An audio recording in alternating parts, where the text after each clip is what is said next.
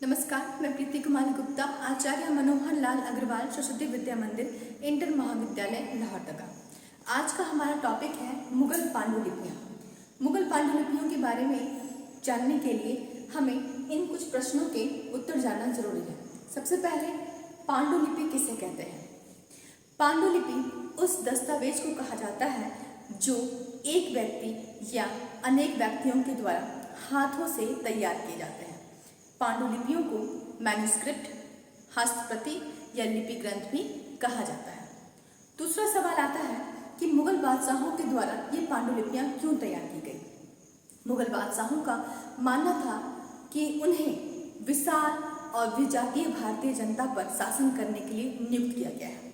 इसी अवधारणा को प्रसारित करने के लिए मुगल बादशाहों ने अपने शासन का इतिहास लिखवाने की परिपाटी आरंभ की और इस कार्य का जिम्मा अपने दरबारी इतिहासकारों को सौंपा। इन दरबारी इतिहासकारों के द्वारा मुगल कालीन ऐतिहासिक घटनाओं, राजनीतिक, सामाजिक, आर्थिक, धार्मिक सभी के बारे में लिखा। इसके साथ ही ये जो इतिवृत्त थे मुगल कालीन इतिवृत्त और अन्य ग्रंथ पांडुलिपियों के रूप में तैयार किए जाते थे। पांडुलिपि तैयार करने में कुछ लोगों की महत्वपूर्ण भूमिका थी। चूँकि उस समय तक भारत में छापे खाने का आगमन नहीं हुआ था, इसीलिए ज़्यादातर जो ग्रंथ थे वो हाथों से ही तैयार किए जाते थे। मुगल काल में लेखन कला का विशेष महत्व था। मुगल पांडुलिपि तैयार करने में कुछ लोगों की महत्वपूर्ण भूमिका थी, जैसे कि कागज बनाने वाले कागज पांडुलिपि के लिए कागज बनाने का काम करते थे। दूसरा, सुलेखक, जो सुलेखक होते थे वो पाठों की नकल तैयार करते थे। कोफ्तगार पांडुलिपि के पन्ने को चमकाने का काम करते थे। चित्रकार इन पांडुलिपियों में सुंदर दृश्य चित्रित करते थे। और अंत में जलसाज इन पांडुलिपियों को पन्ने को एक जगह संग्रहित कर इसमें जल चढ़ाने का काम करते थे। इस तरह से इन सब के सहयोग से मुगल काल में ये पांडुलिपियाँ तैयार की जाती थी। इसके लिए एक शाही किताबखाना भी था। मुगल काल में पांडुलिपि तैयार करने में सुलेखक और चित्रकार इन दो लोगों की अहम भूमिका थी। मुगल काल में सुलेखन की अनेक शैलियाँ प्रचलित थी, लेकिन सबसे अधिक प्रसिद्ध जो शैली थी वो थी नस्तलीक शैली। इसे लिखने के लिए सरकंडे की कलम को स्याही में डुबोकर लिखा जाता था। कश्मीर के एक सुलेखक मोहम्मद हुसैन की सुंदर लिखावट से प्रसन्न होकर अकबर ने उसे जरी कलम अर्थात सोने की कलम की उपाधि से सुशोभित किया था। सुलेखक के साथ साथ मुगल पांडुलिपि तैयार करने में चित्रकारों की भी अहम महत्वपूर्ण भूमिका होती है।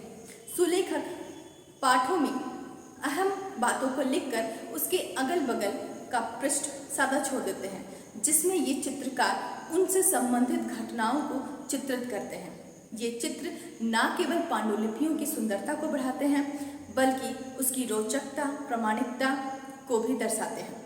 इस तरह से पांडुलिपि तैयार करने में सुलेखक के साथ साथ चित्रकारों की भी अहम भूमिका थी। लेकिन चित्रकारी को लेकर उलेमा वर्ग और बादशाहों में अक्सर टकराहट होती थी। उलेमा वर्ग का मानना था कुरान और हदीस के अनुसार मानव रूपी चित्रण को इस्लाम विरोधी बताया गया है, इसीलिए वे चित्रकारी के खिलाफ थे। उनका मानना था कि पैगंबर मोहम्मद साहब ने भी कहा है कि मानव रूपी चित्र कर चित्रकार ईश्वर की शक्ति को अपने हाथों में लेता है। लेकिन अधिक समय तक ये बात नहीं चल सकी। जैसे जैसे भारत में इस्लामी साम्राज्य का विस्तार होता गया, मुगल बादशाह अपने समय के इतिहास लिखवाने और उसको चित्रित करने में ध्यान देने लगे, जिस कारण मध्य एशिया से कई चित्रकारों को भी बुलाया गया। तीसरा सवाल उठता है कि पांडुलिपियों का महत्व क्या था? ये पांडुलिपियाँ एक बहुमूल्य कृति मानी जाती थी और इसे कभी कभी महत्वपूर्ण व्यक्तियों को भेंट स्वरूप भी प्रदान किया जाता था। भारत में जो औपनिवेशिक शासक थे वो भी पांडुलिपियों के महत्व से अच्छी तरह से परिचित थे, इसलिए उनके द्वारा पांडुलिपियों का संग्रहण किया गया और इसके साथ ही अभिलेखागार की भी स्थापना की गई।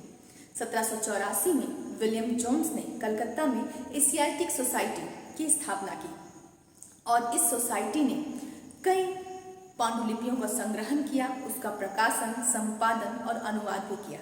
इस तरह से ये पांडुलिपियाँ मुगलकालीन इतिहास जानने में हमारी काफ़ी मदद करते हैं। धन्यवाद।